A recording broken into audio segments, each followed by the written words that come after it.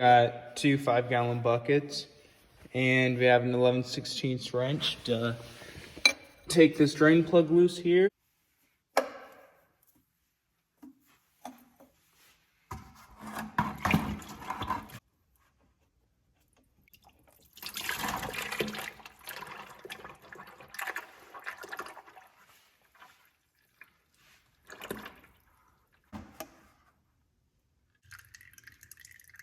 Now we're going to be taking off this rear plate, a 3/4 inch socket on it.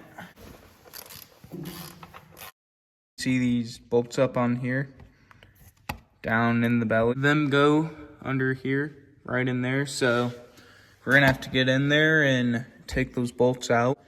And once we take these bolts out here, this whole oil screen comes down, and then we could replace the gasket. We also have to take this side panel out as well.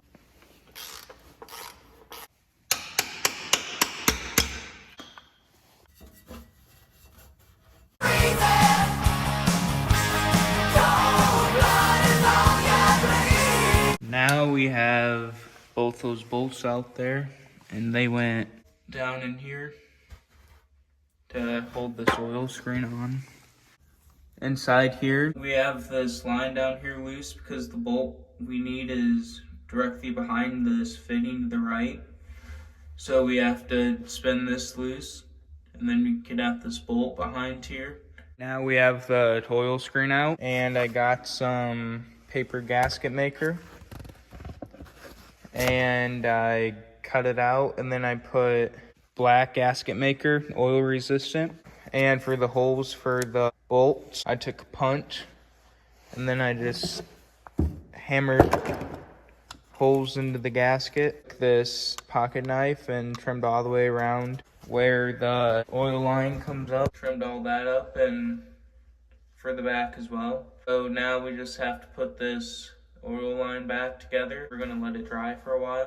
We're not gonna put fluids in it till tomorrow, but we got it all tight. We got 2/3 of the project complete. Show you what we got done so far. The oil strainer on, new gasket, new silicone around it. Let it cure for 1 day.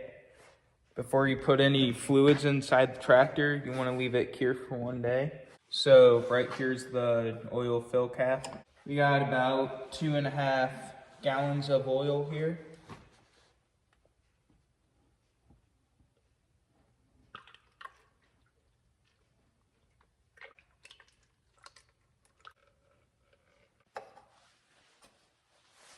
Next, we gotta check the oil level in here. Now I have the oil all poured in the tractor. We look down here, and it's not leaking at all, which is a good sign, because it was always leaking up here in this front. We got the drain plug all tight. Now we're gonna check the oil level, which is right here. Take your rag, wipe that off. I'd say we're good. It might look full right now, but this oil has to fill up in this clutch back here because it's a wet clutch. So the oil from the motor goes back into the clutch, which is back in here. So that's why it looks full, because this oil has a little passageway in here that it has to fill. Gotta turn on the fuel, make sure it's out of gear.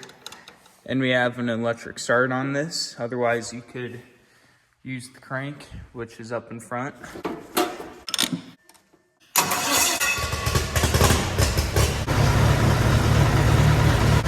It's not leaking, which is good. Right now, I just got this manifold all wire brushed up. Airline crack from here all the way down to right in here. Use nickel 99 cast rods for a stick welder. And we're just gonna use this little stick welder right there. Got the hand grinder out. We're gonna practice welding on this one. We're gonna have a guy come up and weld it up because he's better at welding manifolds than I am. 10 quantity. We might have to take the manifold off so they could get in there pretty easily, but the sticks should be able to get behind in here and should be able to weld all this up. Light. 1 They're all welded up now, and it used to be when you started it up, you made a high squealing noise when it got hot enough. Now, since there's no crack, it doesn't make that sound.